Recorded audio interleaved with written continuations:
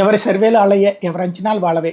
Telugu Desam party లెక్క ఏంటంటే, Telugu Desam Janasena BJP కూటమి లెక్క లాస్ట్ ఎలక్షన్స్లో వచ్చేటప్పటికి టీడీపీ జనసేన బీజేపీ కలిసి పోటీ చేసిన వైఎస్ఆర్ కాంగ్రెస్ పార్టీకి 1,55,00,000 ఓట్లు వచ్చినాయి. కూటమికి 1,46,00,000 ఓట్లు వచ్చినాయి. ఈ దఫా ఏదైతే అదనంగా 12 లక్షల మంది దాకా కొత్త ఓటర్లు యాడ్ అయ్యారు, వాళ్ళు యువతరం, వాళ్ళందరూ కూటమికే ఓట్లేశారని నమ్ముతున్నారు.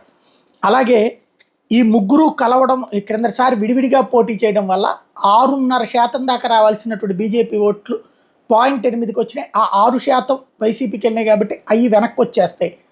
అట్లాగే జనసేనకి సంబంధించి కూడా అప్పట్లో పవన్ గెలవడు అనుకున్నప్పుడు చంద్రబాబు ఓడాలి అన్న ఉద్దేశంతో వాళ్ళందరూ జగన్కి ఓట్లేశారు. అవి కనీసం 10% ఉంటాయి, అందులో 6% పడ్డాయి, అవి ఒక 4%. అంటే బీజేపీ నుంచి ఒక 6%, 5% కోల్పోయింది, ఇటు వీళ్ళు 4% కోల్పోయారు. ఈ 9 యాడెడ్ అడ్వాంటేజ్ కావడం వల్లనే, అంటే ఈ 9% ఓట్లు 5% ఏమో బీజేపీవి, 4% ఏమో జనసేనవి, ఈ 5+4 9% వైఎస్ఆర్ కాంగ్రెస్ పార్టీకి పడ్డాయి. వెనక్కి వస్తే ఆటోమేటిక్గా విజయం ఖాయం అన్నటువంటిది లెక్క కడుతున్నారు. అదే సందర్భంలో తూర్పుగోదావరి, పశ్చిమ గోదావరి జిల్లాల్లోనే దాదాపుగా 25 లక్షల ఓట్లు తేడా వచ్చినాయి ఈ దఫా వైఎస్ఆర్ కాంగ్రెస్ పార్టీకి.